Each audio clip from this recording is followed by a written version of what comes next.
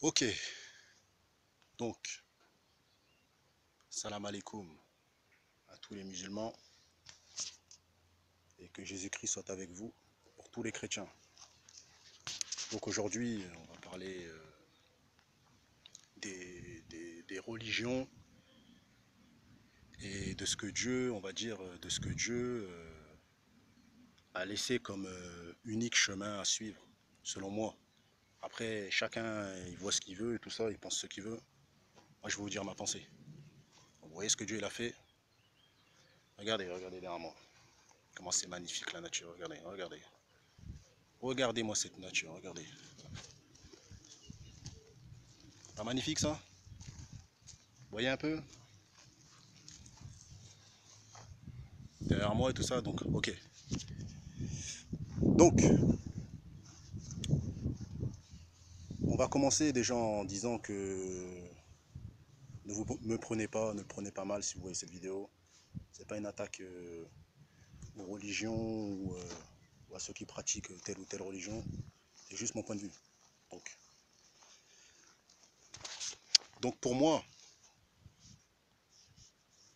la Bible est l'unique livre que Dieu a laissé. Maintenant, je vais débattre et m'expliquer pourquoi.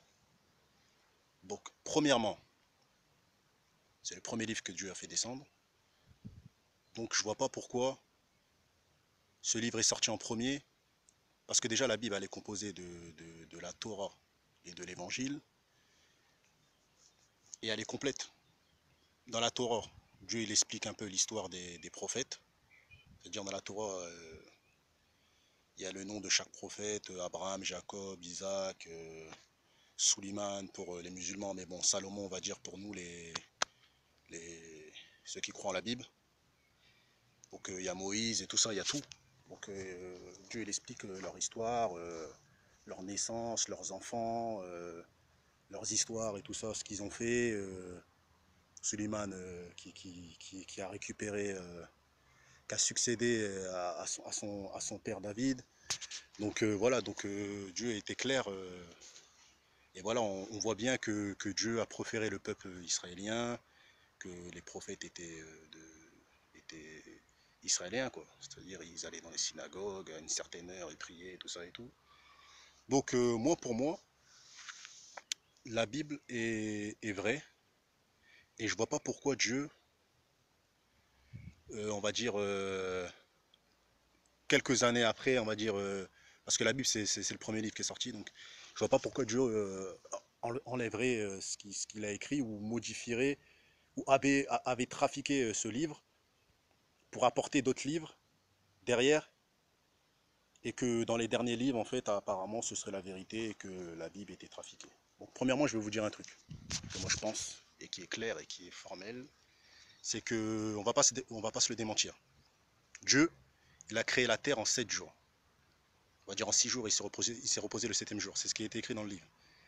Dieu, il a créé l'homme, il a créé la femme. Il a pris une côte de l'homme pour créer la femme. Donc jusqu'ici, tout va bien. Donc on voit bien que Dieu fait les choses qu'une seule fois, et pas plusieurs fois. Donc c'est pour vous dire qu'en fait, en gros, Dieu il a créé l'homme.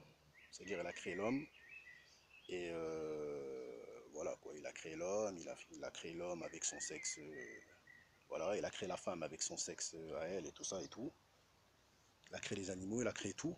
Mais quand vous regardez bien, Dieu fait les choses qu'une seule fois. Donc déjà ça c'est déjà un signe qui montre qu'il n'y a qu'un livre. Parce que même nous, on ne peut pas modifier ce que Dieu il a fait. C'est-à-dire moi je suis né homme, je peux. C'est vrai que dans la nature, si on respecte Dieu, on peut pas modifier on peut pas se modifier. Même si un homme il va faire de la chirurgie esthétique et tout ça pour devenir une femme, ça sera toujours un homme. Il peut mettre une schneck à la place de sa teub. Ça restera le même homme, même s'il se fait foncer dès le trou de balle et tout ça parce qu'il a mis une nouvelle schneck. Il s'est efféminé, mais ça vient pas de Dieu, c'est les trucs des hommes et tout ça. Donc c'est pour vous dire que, pour moi, selon moi, la Bible est originale, mais ce qui vient après, parce qu'on voit bien que tout ce qui vient après, c'est-à-dire quand un homme, là je prends l'exemple d'un homme qui se change en femme, c'est des choses des hommes, c'est-à-dire c'est des chirurgiens, c'est eux qui ont fait ça vient pas de Dieu. Dieu, il a créé l'homme, stop. Donc la Bible est en premier, et des gens d'autres confessions viennent dire qu'elle est fausse. Donc moi, je viens polémiquer pour vous dire que elle ne peut pas être fausse parce qu'il n'y a qu'un homme, il n'y a qu'une femme, il n'y a qu'une couleur, il y a qu'un chemin. Et pour moi, selon moi, c'est Jésus-Christ, c'est tout. Donc après, vous pouvez dire ce que vous voulez, mais c'est pas un clash, hein. Moi, je clash aucune autre religion, mais pour moi, il n'y a qu'un chemin, c'est Jésus-Christ. Dieu, c'est écrit que le seul médiateur entre les hommes et Dieu, c'est Jésus-Christ. C'est l'unique chemin. Pourquoi? Parce qu'il est sans péché et qu'il n'a aucun défaut. On ne peut pas se permettre de suivre. Dieu il aurait pu choisir un prophète ou quelqu'un à suivre, mais il l'a pas fait parce que ce qu'ils ont, en fait, quand vous suivez, je sais pas comment expliquer, quand vous suivez un prophète ou quelqu'un d'autre qui est de Jésus-Christ, vous savez pas si vous allez au paradis ou en enfer. Et même si, parce que lui-même il n'a pas les réponses parce que lui il a péché. Donc Dieu il est obligé de prendre Jésus-Christ,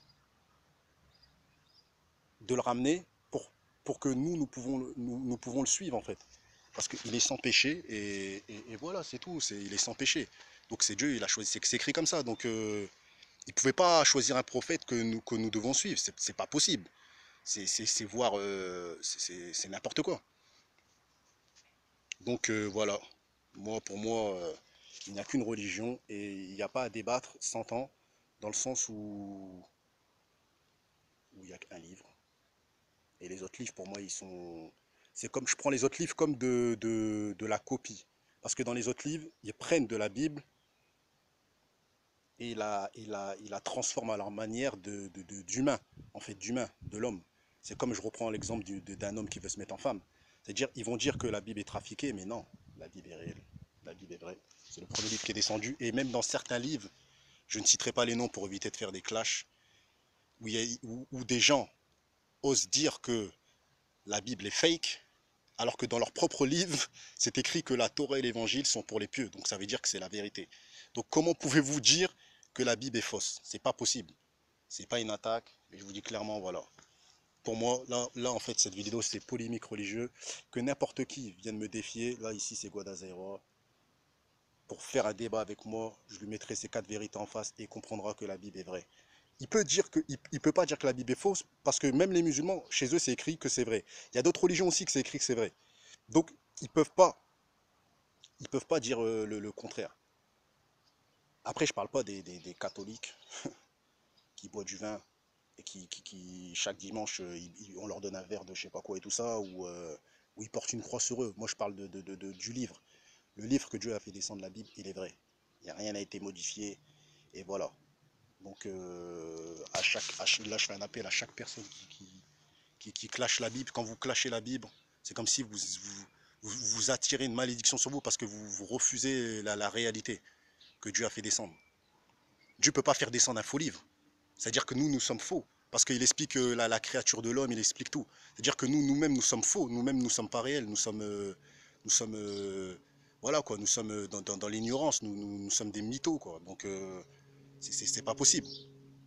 Il est tout expliqué dedans. Bouquinez-vous, faites ce que vous voulez.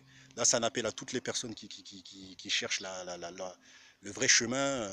Après, je tiens à dire aussi qu'il n'y a pas de religion, parce que quand on regarde la Bible, à aucun moment Dieu il dit que voilà, il y a beaucoup de gens qui disent oui, je suis chrétien. Vous n'êtes pas chrétien si vous croyez en Dieu, si vous croyez en Dieu, vous devez suivre Jésus-Christ. C'est-à-dire, tout est inculqué, les lois et ce qu'il faut suivre. Après, c'est clair que l'Église est le temple et le corps du Christ, mais ça ne veut pas dire que vous êtes chrétien. Ça veut juste dire que vous avez accepté Jésus et que vous rendez dans une salle en communion et vous priez vous priez, vous rendez hommage à Jésus-Christ et que vous êtes prêt à le suivre en fait.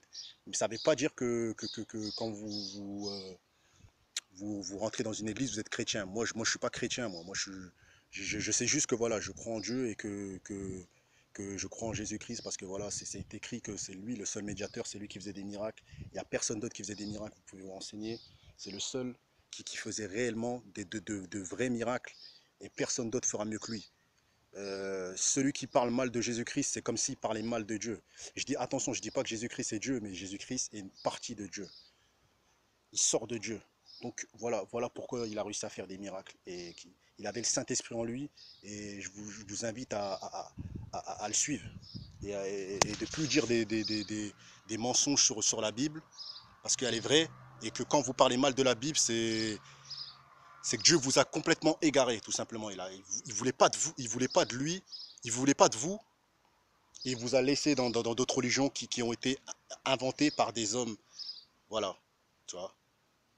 Les autres religions sont pas de Dieu, ça vient des hommes ou du diable.